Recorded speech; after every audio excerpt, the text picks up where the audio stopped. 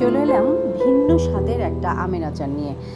সবসময় একঘেয়েমি আমের আচার ভালো লাগে না, এই জন্য একটু ভিন্ন স্বাদের আমের আচার। আমটাকে প্রথমে কিউব করে একটু কেটে নিয়েছি, যেহেতু আমের সিজন শেষ সেই জন্য একটু কালার হয়ে গেছে, কিন্তু আমটা কাঁচাই আছে।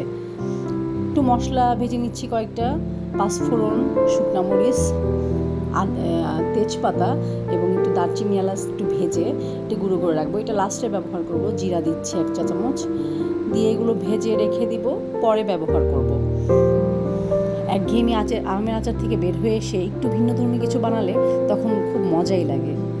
যাই হোক, এখন প্যানে তেল দিয়ে দিচ্ছি, সর্ষের তেল। আমি তেলটা একটু বেশি ব্যবহার করি, কারণ খিচুড়ির সাথে এই আমের আচারটাও অনেক মজা লাগে, তখন তেল লাগে। আদা আর রসুন দেওয়ার সাথে সাথে ফেনায় ভরে উঠছে, কোনো সমস্যা নেই, এভাবেই ভাজতে হবে।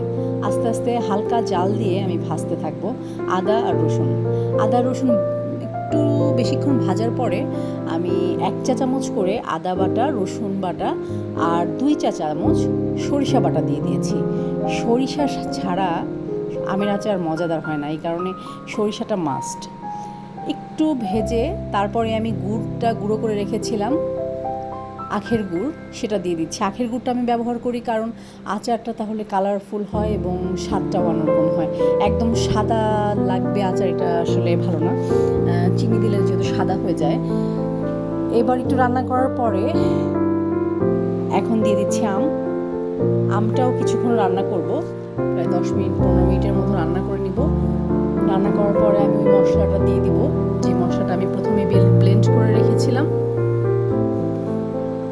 দিয়ে অনেকক্ষণ হালকা জালে নাড়বো এবং রান্না করবো।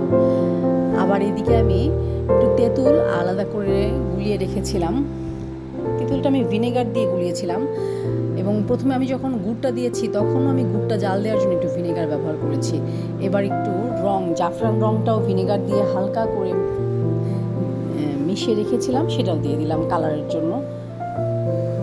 অনেক সুন্দর একটা কালার চলে এসছে। এভাবে আমি আরও প্রায় 15 মিনিট রান্না করেছি, তারপরে আমটা কমপ্লিট করেছি। আমের চেহারাটা অনেক সুন্দর হয়েছে, ব্যাস তৈরি হয়ে গেল।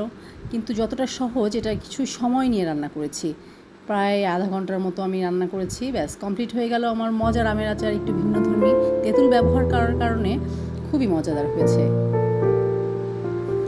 ধন্যবাদ সবাইকে।